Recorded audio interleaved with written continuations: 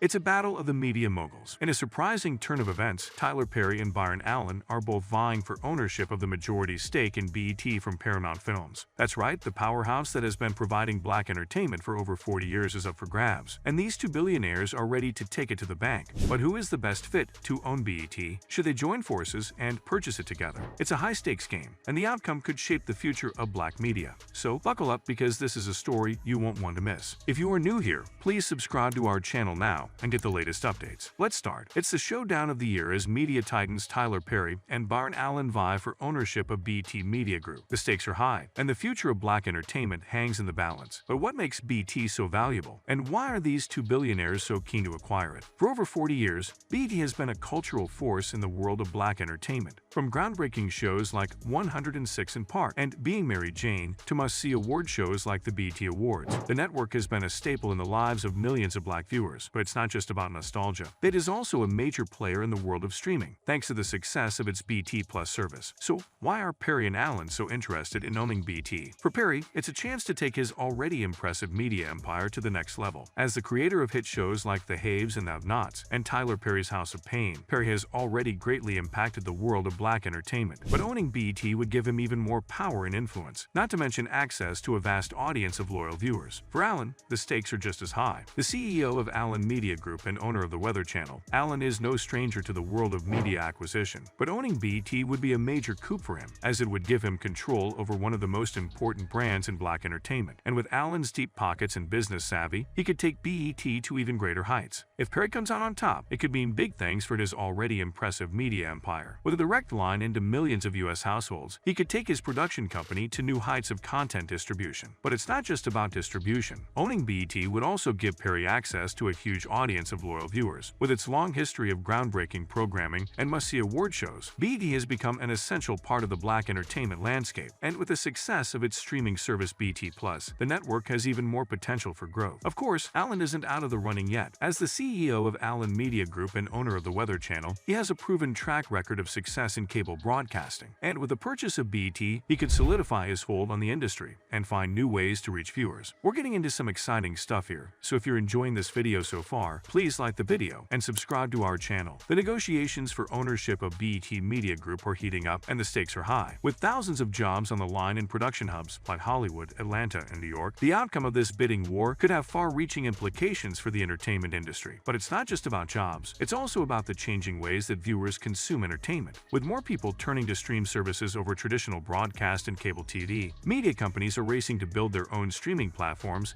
and make them profitable. And that's where owning B.E.T. could come into play. With its long history of groundbreaking programming and must-see award shows, the network has already proven its value to the world of black entertainment. But with the success of its streaming service B.E.T. Plus, there's even more potential for growth. That's why analysts say there's a real opportunity for a new ownership group to boost the B.E.T. brand in a crowded marketplace. With the right investment and innovation, they could take the network to new heights and cement its place as a major player in the streaming space. Black entrepreneur Robert Johnson started B.E.T. in 1980 as a way to showcase black artists who were being ignored by MTV. For years, the network focused primarily on music programming, including shows like 106 in Park, which were wildly popular with young audiences. But in the 1990s, B.E.T. began to expand its focus. The network started to include news and information programming, with personalities like Tavis Smiley providing in-depth coverage of issues affecting the black community. And in the 2010s, B.E.T. invested heavily in scripted programming, producing hits like The Game and Being Mary Jane that drew huge audiences. But despite its long history, B.E.T. has never quite lived up to its promise as a leading platform for black-centered media. And according to Eric Deggans, TV critic for National Public Radio, that's a missed opportunity. That's always been the hope for B.E.T. It's very rarely reached that point, he said. It would be wonderful to see someone acquire it who can do that. But who will be the ones to fulfill that promise? Could it be Perry, who deeply understands what black audiences want to see on screen? Or Byron Allen, who has a proven track record of success in the world of cable broadcasting? Regardless of who comes out on top, there's no denying that B.E.T. has a lot of potentials. With the right investment and innovation, it could become the go-to destination for black-centered media in the U.S. and worldwide. But as B.E.T.'s current owner, Paramount Global, focuses on building its primary streaming service, Paramount Plus, and plans to merge Showtime with it. Launched in 2019 as a niche streaming service for black audiences, B.E.T. Plus features a range of classic films, older TV series, and original scripted shows. But despite its potential, the service has yet to have a breakout hit. This puts the current owner, Paramount, in a difficult position. What should they do with B.E.T. Plus if they sell the network to Perry or Allen? And if they choose to keep the service, how can they make it profitable in a crowded streaming market? According to Rhonda Rochapenrice, an Atlanta-based Black historian and writer who has covered Black TV for 25 years, B.E.T. Plus has some good content, but it also faces tough competition,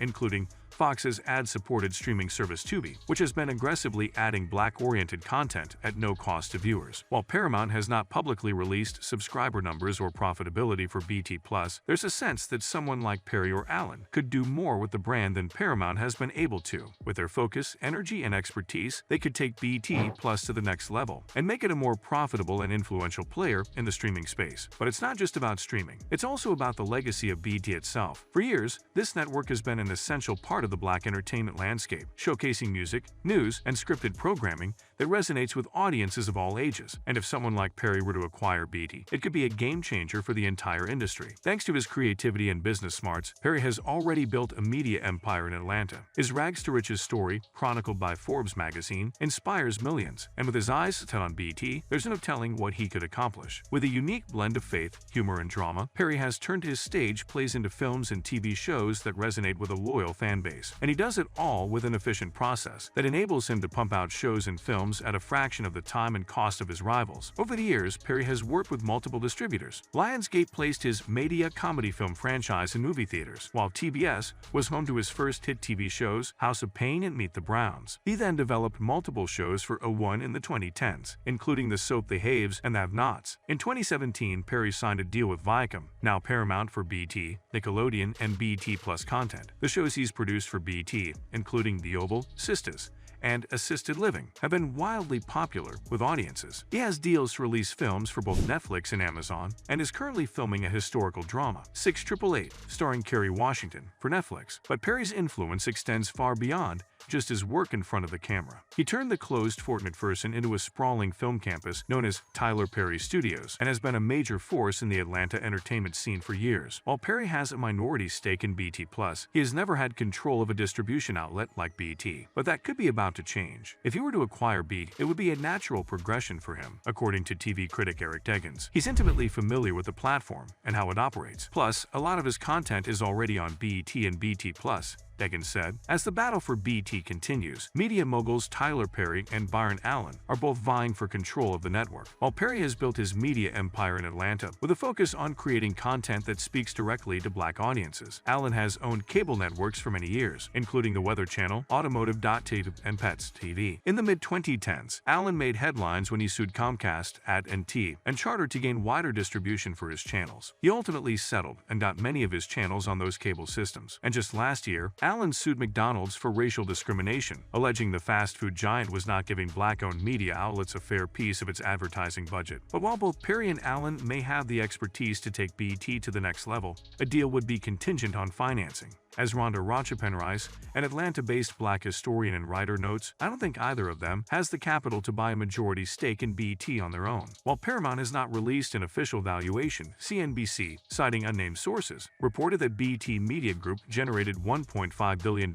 in revenue last year. But regardless of the price tag, whoever acquires B.E.T. will have their work cut out for them. As TV critic Eric Deggans notes, B.E.T. is going to be a fixer-upper. Whoever acquires it is going to have to invest more and turn it into something else. If Perry were to acquire B.E.T., he would likely invest heavily in original scripted programming, building on his track record of success in the industry. If Allen comes out on top, on the other hand, viewers could expect to see more news and information, as well as non-fiction programming. But as Deggans points out, both Perry and Allen have the capacity to surprise us. Regardless of who ultimately takes control of B.E.T., it's clear that the future of Black-centered media is brighter than ever. And as viewers continue to hunger for stories and perspectives that have long been overlooked by mainstream media, there's never been a better time to be a part of this vibrant and exciting industry. As we've seen, the battle for B.E.T. is heating up, with media moguls Tyler Perry and Byron Allen both vying for control of the network. But who will come out on top? And what will the future hold for Black-centered media in the entertainment industry? We want to hear from you. Do you think Perry or Allen would be the best fit to take over B.E.T., or should they join forces